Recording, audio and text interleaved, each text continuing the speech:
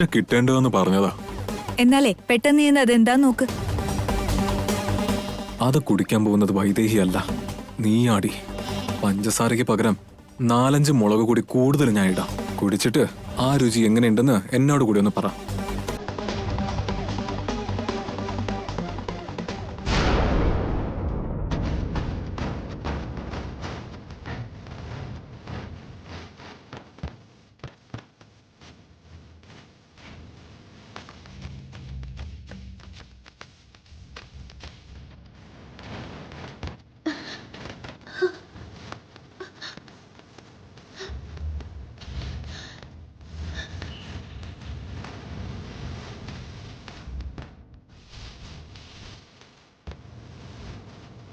അയ്യോ പൊള്ളുന്നേ.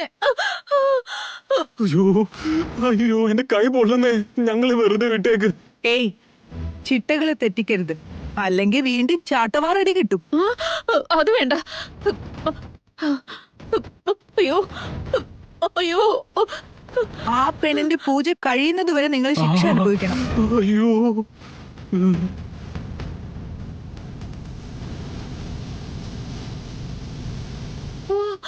മോളെ വൈദേഹി, ഞങ്ങള് നിന്റെ കാല് പിടിക്കാം. ഇവരോടൊന്ന് പറ. കൈ കരിഞ്ഞു കുഴിഞ്ഞു പോവും മോളെ. അയ്യോ അയ്യോ.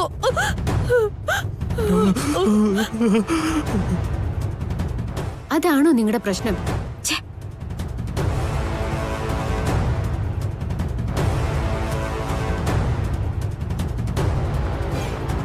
അയ്യോ, എന്റെ കൈ പൊള്ളുന്നമ്മേ. അയ്യോ അയ്യോ.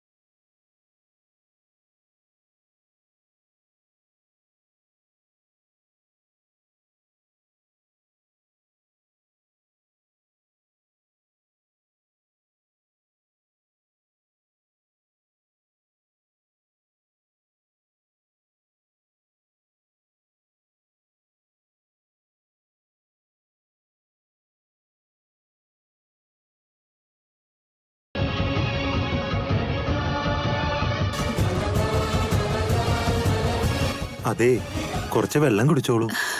അത് വേണ്ട തിരുമേനി. ഉപവാസം പൂർത്തിയാകുന്നത് വരെ ഒരു തുള്ളി വെള്ളം പോലും കുടിക്കാൻ പാടില്ല. ജീവൻ പോകുന്ന അവസ്ഥയിലും ഉപവാസത്തെക്കുറിച്ച് ചിന്തിക്കണോ? വെള്ളം കുടിക്കുന്നതിൽ തെറ്റില്ല. വെള്ളം കുടിക്കാതിരുന്ന എന്റെ ജീവനല്ലേ പോവുള്ളൂ. പക്ഷെ ഈ വ്രതം ഇടയ്ക്ക് വെച്ച് മുറിഞ്ഞ എന്റെ ദേവേട്ടന്റെ ജീവനാണ് പോകുന്നത്. എന്റെ ജീവനേക്കാളും എന്റെ ദേവേട്ടന്റെ ജീവനാണ് എനിക്ക് വലുത്. ഈ അവസ്ഥയിലും ഇനിയൊരു 2 പ്രദക്ഷിണം കൂടെ ആ ദേവി തന്നെ വേണം നടത്തിക്കാൻ. ശരി, ചെന്ന് പൂർത്തിയാക്കിയിട്ട് വരൂ.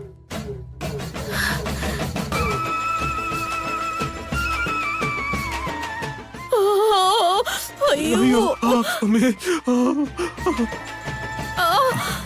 അതെ തിരുമേനി, വൈദേഹി ഇങ്ങോട്ട് വന്നായിരുന്നോ? വന്നിട്ടുണ്ട്.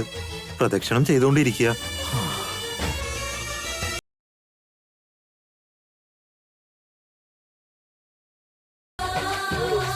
പ്രദക്ഷിണം ചെയ്യേ? അതെന്തിനാ? കാലത്ത് മുതൽ കഠിനോപവാസം എടുത്തിരിക്കുക. പച്ച വെള്ളം പോലും കുടിച്ചിട്ടില്ല. ഇപ്പോ പ്രദക്ഷിണം ചെയ്തുകൊണ്ടിരിക്കുക. 108 പ്രദക്ഷിണം ചെയ്യണം. അതെയോ? അതെന്തിനാ അവൾ ഇത്രയും പ്രദക്ഷിണം ചെയ്യുന്നേ? അവള് ഗർഭിണിയും കൂടിയാ തിരുമേനി. ഞാനത് നേരത്തെ പറഞ്ഞതാ. പക്ഷേ ഉപവാസം എടുത്തായത് ചെയ്തേ പറ്റൂ. ഇനി ഒരു പ്രദക്ഷിണം കൂടെ ബാക്കിയുണ്ട്. അത് പൂർത്തിയാക്കാൻ പറ്റുമോ എന്ന് ഭഗവതിക്കേ അറിയൂ. മോനെ ദേവാ,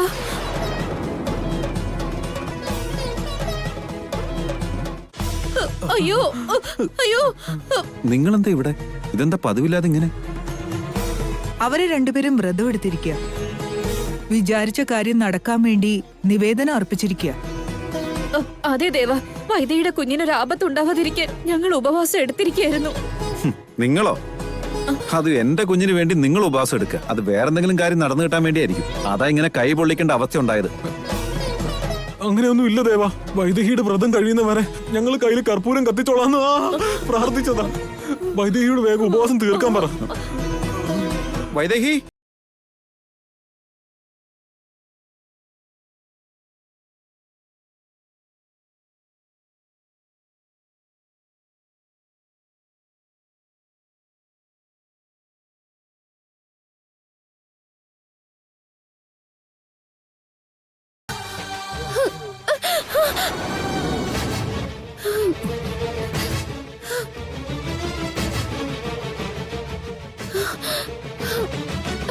വൈദേഹി, വൈദേഹി, വൈദേഹി, വൈദേഹി,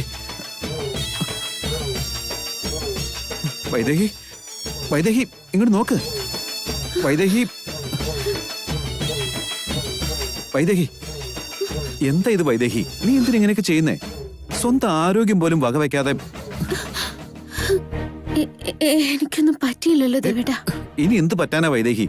ഒന്നും നിൽക്കാൻ പോലും നിനക്കാവുന്നില്ല. ആരെങ്കിലും കുറച്ച് വെള്ളം കുടിക്കാൻ എടുക്കാവോ? ഞാൻ അപ്പോഴേ വെള്ളം കുടിച്ചോളാൻ പറഞ്ഞതാ. എന്താ വൈദേഹി ഇത്? കുടിക്കാൻ പാടില്ല ദേവേട്ടാ. എന്റെ വ്രതം തീരുന്നത് വരെ ഒരു തുള്ളി വെള്ളം പോലും കുടിക്കാൻ പാടില്ല. എന്തിനു വേണ്ടി നീ ഇങ്ങനെ വ്രതം എടുക്കുന്നേ? വേണ്ടാത്ത കാര്യങ്ങളൊക്കെ ഇരുന്ന് ചിന്തിച്ചു കൂട്ടിയിട്ട് മനസ്സിനെ ആകെ സങ്കോചപ്പെടുത്തി നടക്കുക. ഇതൊക്കെ ആർക്ക് വേണ്ടി എന്റെ വൈദേഹി? എന്റെ ദേവേട്ടന് വേണ്ടി. അനാവശ്യമായ കാര്യങ്ങൾക്ക് വേണ്ടി സ്വന്തം മനസ്സും ശരീരവും തളർത്തിയിട്ട് ഇങ്ങനെയൊക്കെ ചെയ്യേണ്ട ആവശ്യമുണ്ടോ? ആദ്യം മനസ്സിന്റെ ആ ചിന്ത മാറ്റി.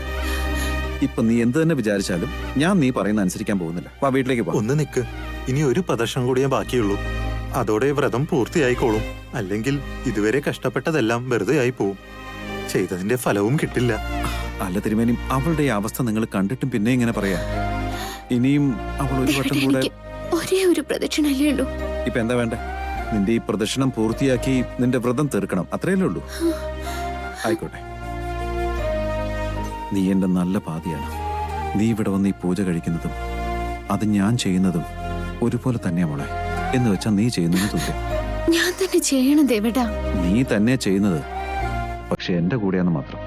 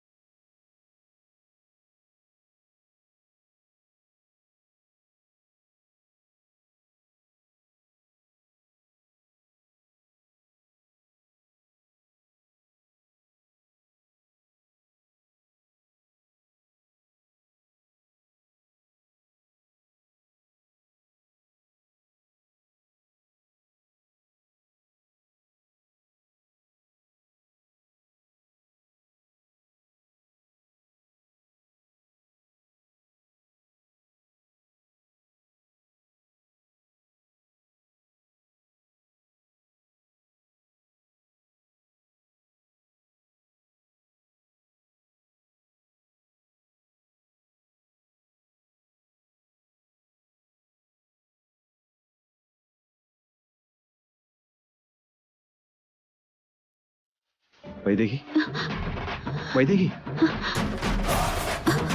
വൈദേഹി,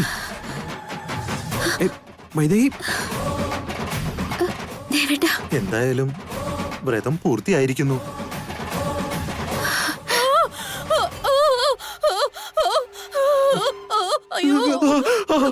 വ്രതം കഴിയോ? നിങ്ങൾ ഉദ്ദേശിച്ച കാര്യം തീർച്ചയായും നടന്നിരിക്കും. ഇനി വ്രതം മുറിക്കാവുന്നതാണ്.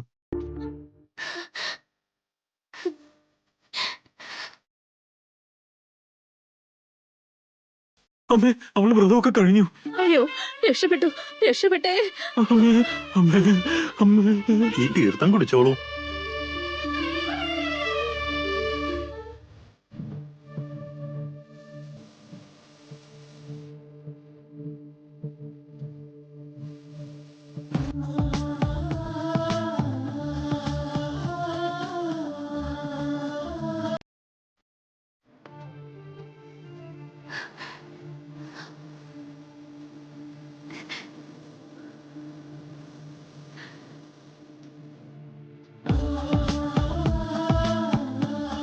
ഭഗവതി, ഞാൻ പേടിക്കുന്നത് പോലെ ഞാൻ സ്വപ്നത്തിൽ കണ്ടത് ഒരിക്കലും സംഭവിക്കരുത്. എന്റെ ദേവേട്ടന് ഒരു ആപത്തും ഉണ്ടാവരുത്. ഭഗവതി, എന്റെ ദേവേട്ടനെ കാത്തോളണേ. എന്റെ പ്രാർത്ഥന ഞാൻ പൂർണ്ണമാക്കി. എന്റെ മനസ്സിന്റെ ഭാരമെല്ലാം ഞാൻ നിന്നെ ഏൽപ്പിക്കാം.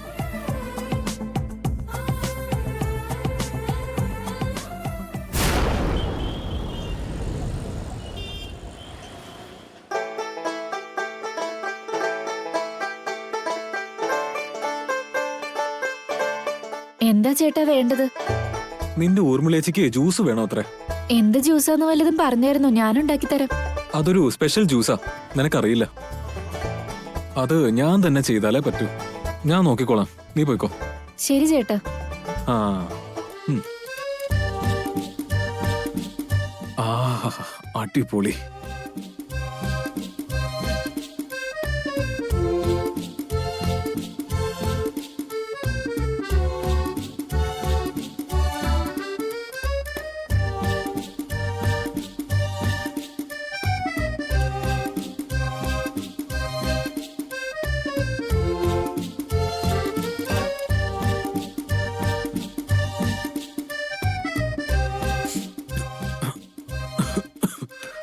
നല്ല എരിവുണ്ട്. അയ്യോ ചേട്ടാ, കുറച്ചുകൂടി ഇടാൻ തോന്നുന്നു. അത് മുളക് പൊടിയാ. സ്പെഷ്യൽ ജ്യൂസ് എന്ന് ഞാൻ പറഞ്ഞില്ലേ, കുറച്ച് എരിവും പുളിയൊക്കെ വേണം. അത്ര ഇട്ടാ തൊണ്ട മുതൽ വയറ് വരെ പൊള്ളിപ്പോവും. ഭയങ്കര എരിവായിരിക്കും. ഹ, അതൊക്കെ അവൾക്ക് എളുപ്പമാ. എങ്ങനെയെങ്കിലും ഇത് കുടിച്ചാലേ കാഴ്ച തിരിച്ചു കിട്ടുമെന്ന് ഡോക്ടർ പറഞ്ഞു. എന്നാ പിന്നെ ചേട്ടൻ ഒരു സ്പൂണും കൂടി ഇട്ടോ. എന്തിനാ ഒന്നാക്കുന്നേ? നീ പറഞ്ഞത് കൊണ്ട് നിനക്ക് വേണ്ടി 2 സ്പൂൺ ഞാൻ ഇടാം.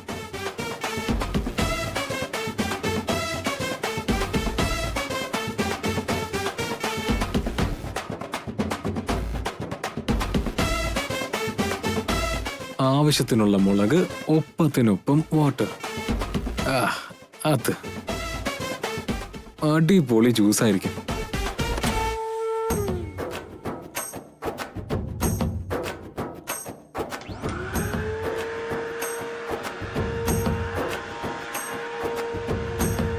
വരുന്നുണ്ട് ഊർമിള ഞാൻ.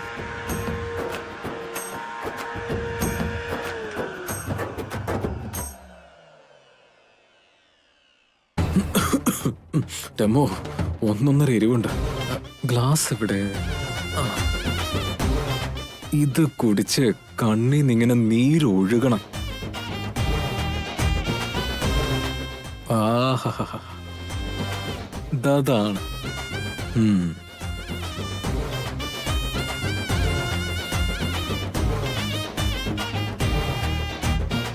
ഇത് നീ കുടിച്ചേക്കരുത്, ഉള്ള കാഴ്ച കൂടി പോവും.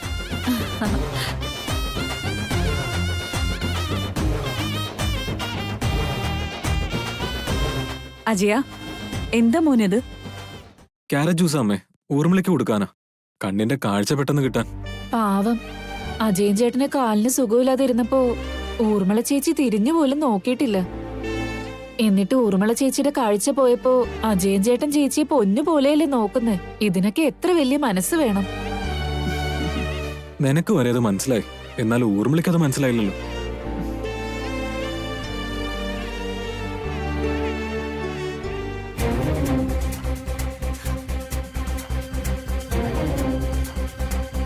ഇരിക്കുമോളെ, എന്താ പറ്റിയത്? നിനക്കെന്തൊരു ക്ഷീണം? ഏയ്, അതൊന്നുമില്ല, ഒരു കുഴപ്പമില്ല അമ്മേ. നീ അമ്പലത്തിൽ പോയതാണോ മോളെ? ആ, ഉം. നിനക്കൊരു വാക്ക് പറഞ്ഞിട്ട് പോയിക്കൂടായിരുന്നോ? നീ ദേവനോടൊപ്പം ഹോസ്പിറ്റലിൽ പോയതാന്നാ ഞാൻ കരുതിയേ. നീ എന്തിനാ മോളെ ഒറ്റയ്ക്ക് പോയേ? ആ, ഇവിടെ അടുത്ത് തന്നെയല്ലേ ഇന്ദുമ്മേ. ഈ അവസ്ഥയിൽ പുറത്തിറങ്ങുമ്പോ ഒത്തിരി സൂക്ഷിക്കണം മോളെ. ഇനി ഇങ്ങനെ പുറത്തൊന്നും ഒറ്റയ്ക്ക് പോവണ്ട. നീ എന്ത് ചെയ്താൽ അത് നിന്റെ കുഞ്ഞിന് വേണ്ടിയായിരിക്കും എനിക്കറിയാം. പക്ഷെ അതിനിടയ്ക്ക് അവിചാരിതമായിട്ട് എന്തെങ്കിലും അപകടം ഉണ്ടായാലോ? ഇനി ഒരിക്കലും മോൾ ഒറ്റയ്ക്ക് ഇറങ്ങി പോവരുത്. ആയിക്കോട്ടെ അമ്മേ. ആ, അതിരിക്കട്ടെ. വരുണും സുഹാസിനി ഇവിടെ കാലത്തോട്ടെ കാണുന്നില്ല. അവരമ്പലത്തിലെങ്ങാനും വന്നിരുന്നോ? രണ്ടുപേരും അവിടെ തന്നെ ഉണ്ടായിരുന്നു. എന്തു ഞങ്ങളുടെ കൂടെ തന്നെ പോന്നെ. എന്നിട്ടെന്താ അവരകത്ത് കയറാത്തെ? അയ്യോ അയ്യോ അപ്പൊ നമ്മുടെ സംശയം ശരിയായിരുന്നു. വൈദേഹിയെ അപകടപ്പെടുത്താൻ വേണ്ടി ഇവരങ്ങോട്ട് പോകുമെന്ന് പറഞ്ഞില്ലായിരുന്നു. ഇപ്പൊ അത് തന്നെയാ നടന്നേ. ഞങ്ങൾ എന്ത് ചെയ്തു? ഞങ്ങളുടെ അവസ്ഥ കണ്ടിട്ടും ഞങ്ങൾ അങ്ങനെ ചെയ്യുമെന്ന് വിശ്വസിക്കുക? അയ്യോ എന്നാലും ഞങ്ങൾ ഈ അവസ്ഥയിൽ കണ്ട ശേഷവും ഇങ്ങനെ കുത്തുവാക്ക് പറയാൻ എങ്ങനെ തോന്നുന്നു? ഇതെന്താ നിങ്ങളുടെ കോലം ഇങ്ങനെ? ദേഹം മുഴുവൻ ചതവാണല്ലോ, കൈയൊക്കെ പൊള്ളി വീർത്തിരിക്കുന്നു. എന്താ ഉണ്ടായേ? വേറെ എന്തുണ്ടാവാനാ? വേണ്ടാത്ത എന്തെങ്കിലും പരിപാടി ഒപ്പിച്ചിട്ടുണ്ടാവും. അതിന്റെ ഫലം അനുഭവിച്ചിട്ടും ഉണ്ടാവും. ഞങ്ങളെ സംശയിക്കുന്നതാണല്ലോ നിങ്ങളുടെ പതിവ്. നിങ്ങൾക്കൊന്നും വേറെ ഒരു പണിയുമില്ലേ? ഈ ചതവും പൊള്ളലൊക്കെ എങ്ങനെ ഉണ്ടായിന്നല്ലേ ചോദിച്ചേ? എങ്ങനെയാണെന്ന് ചോദിച്ച എന്താ പറയാ? ഞങ്ങൾ പറഞ്ഞാലും നിങ്ങൾ വിശ്വസിക്കില്ല. വൈദേഹിയുടെ കുഞ്ഞു കാരണം ആർക്കും ഒരു ആപത്തും ഉണ്ടാവരുതെന്ന് കരുതി 1000 ചാട്ടവാറടി വഴിപാട് കഴിച്ചതാ.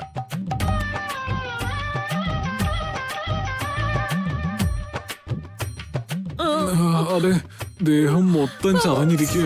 ഒന്ന് അനക്കാൻ പോലും പറ്റുന്നില്ല.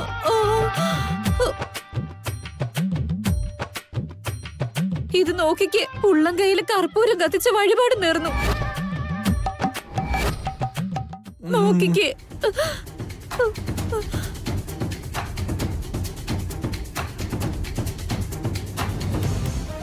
ദശ ഒരു എന്തെന്ന് തോന്നുന്നു. ദേ നോക്കിക്ക്, ഈ എല്ല് പുറത്തു കാണും.